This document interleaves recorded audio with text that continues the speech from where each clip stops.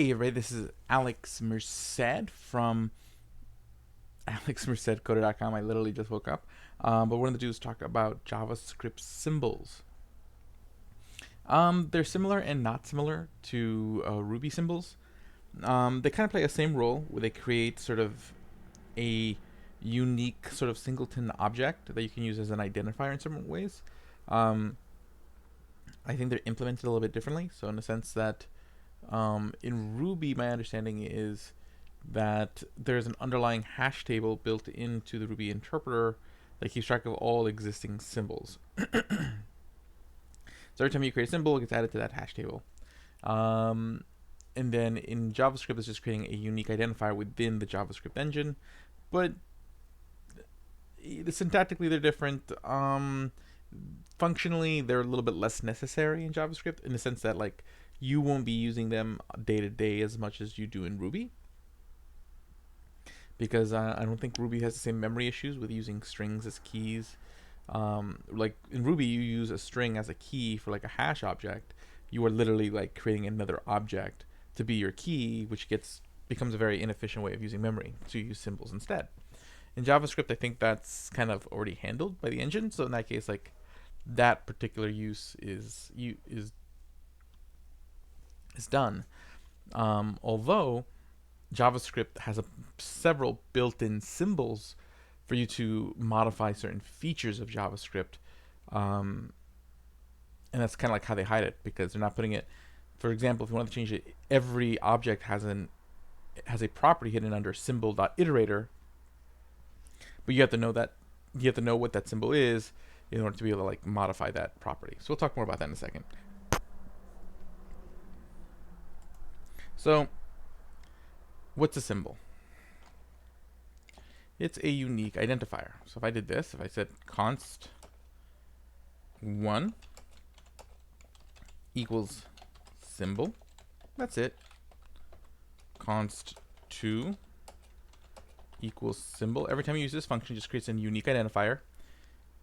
If I were to console log these symbols, console.log 1, 2, so node scratch 2.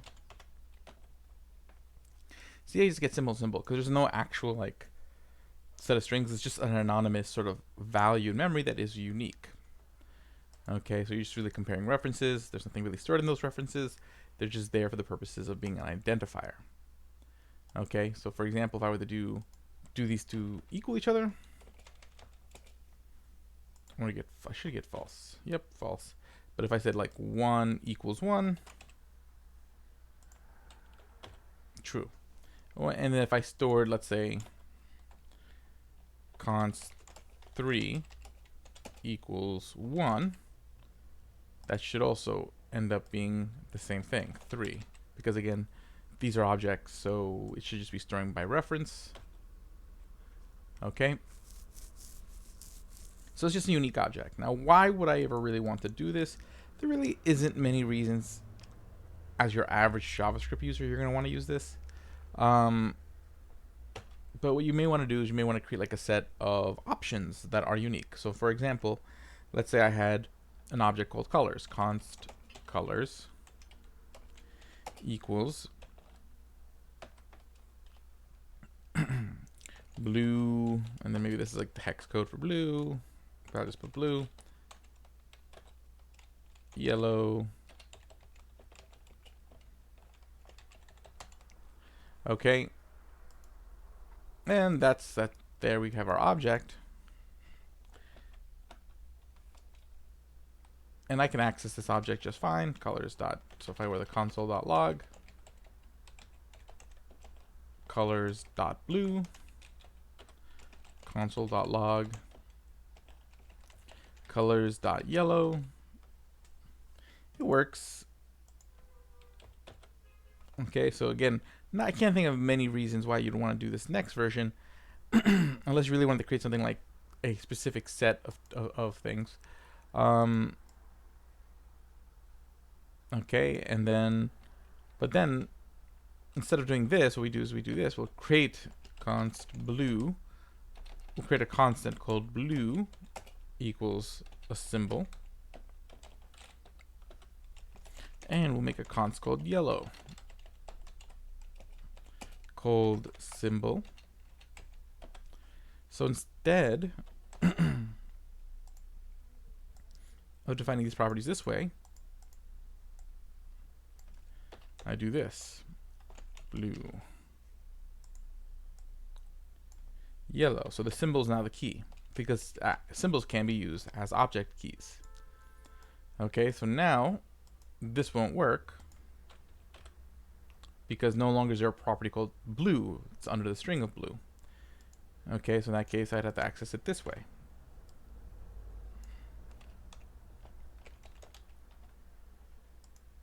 I have to use that specific variable with that specific value.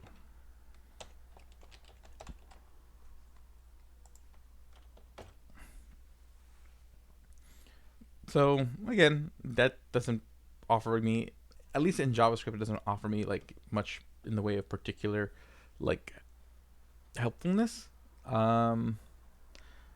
But where it is used is in just your everyday object. In JavaScript, this is how they hide features. So there's a symbol object, and the symbol object has several properties. So if I were to do console.log symbol, I think it might be lowercase symbol.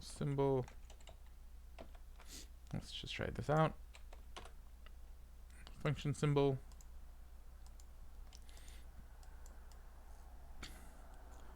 I guess I won't show you the properties there, but let's see if I did this symbol dot prototype. So let me console log that. Yep, there's the object. Let's see the prototype of the prototype.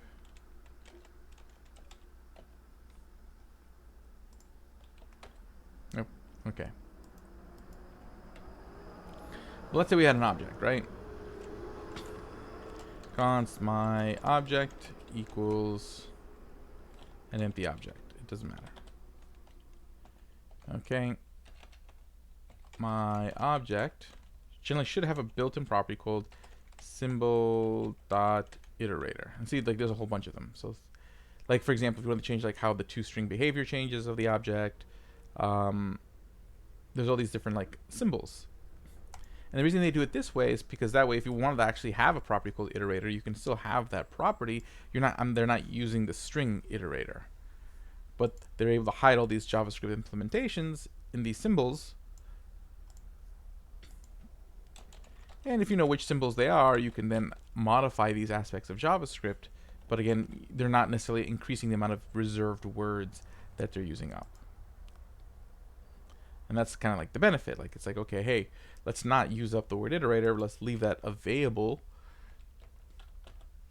Okay, and it's undefined. But the idea is like this symbol.iterator is where you could define a function to change how like the object iterates. But yeah, that's essentially it. And there's a bunch of other ones, but that's generally how symbols are used in JavaScript. So bottom line, you're probably not going to use them much. They're neat. It's neat that it's there. I mean, I guess the only reason you would want to use it is if you want to add like a secret, not necessarily secret, but an obfuscated property where you don't necessarily want to use the word. So you can make the word available to whoever's going to use your class or your object or whatever. Which again, can't think of many situations. Like, it makes sense for like JavaScript implementation because, you know, everyone has to use the JavaScript implementation. So trying to like prevent the use of increase the number of reserved words or working around words that weren't reserved, this is a pretty nice solution. But nowadays, if you really do want something private in your classes, you can just use private properties. Okay, so you know, I can just say class dog equals, and I can just say cheese equals 5. Okay, and now anytime I use a hash in front of the name of a property, it's a, you know, if I just were to say like new console.log new dog dot cheese, it'll say I can't do that, it's a private property. So see here, private field cheese must be declared in an enclosing class. but I could use it in the constructor. So constructor, because it's private, console.log this dot cheese. So now if I get rid of this,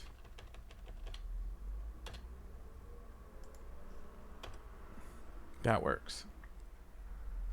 So you have that now, because basically one of the reasons you might have used symbols in the past is like, well, I want to make this kind of impossible to use, so I'll create a symbol called cheese. So unless they know how to access that variable called cheese, then, but now JavaScript has private fields. So yeah, not much reason to use a symbol that I can think of. Because the kind of optimizations it would provide in Ruby, I don't think are an issue in JavaScript. And JavaScript is flexible enough that you can find other ways of doing the same thing. Like literally I can get the same effect. So if I go back to that whole yellow blue thing, I could get the same effect by just an empty object. So const blue equals an empty object. Const yellow equals an empty object.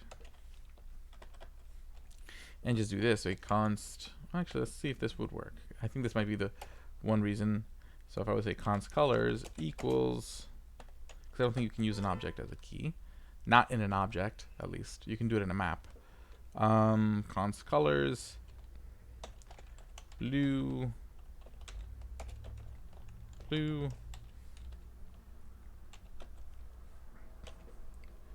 yellow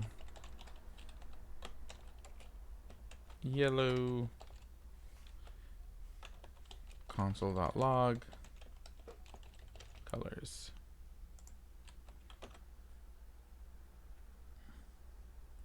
Yeah. Okay, so basically we see what's kind of going on here. So what happens is that since objects do have a toString method built in, it takes whatever you put here as a key and uses its toString method to render it into a string for the key. So you see that's why there's only one property, because an object, when you use toString on it, becomes object. So this just overrode itself. So this is the one situation where you actually might want to use a symbol, because symbols do not have a toString method, or I think they do, but they're not as easily convertible into strings, because it's not actually, yeah, they don't actually have a toString method. You have to use their underlying property, and I think that underlying description property has a toString method. But basically, bottom line is that they don't convert into strings. So in that case, the symbol just becomes the key. Now in a map, so if I were to do this instead, const colors equals a new map, and then do this, colors.set, okay, and then do blue, this would work. Colors.set yellow, because maps can take literally anything as a key. It doesn't have to be a string, so it doesn't have to coerce anything into a string. Okay, and you see, even though it says an object, again, every object has a unique reference, so I have to use that specific object. So if I want to access yellow, console.log colors.get yellow, I'd have to use the right object. Which, this is a pattern you probably see more often. At least I have seen it more often than I've seen the use of symbols in an object. But again, the idea is that if you wanted to create sort of these unique keys, so in this case, if I use a string of yellow, this would not work. So I'd have to use like those specific values. I'd have to like export it from somewhere, because technically the string of yellow is not the same thing as the object. So yeah, that was just sort of a deep dive into features of JavaScript that you probably won't find yourself using as much. But it's kind of nice to know they have, in case you do run into a situation where this is useful. And just gives you a deeper understanding of sort of like how JavaScript works, which is important because it helps you be a better JavaScript coder. So my name is Alex Merced. Have a great day and enjoy. And yeah, have a great day.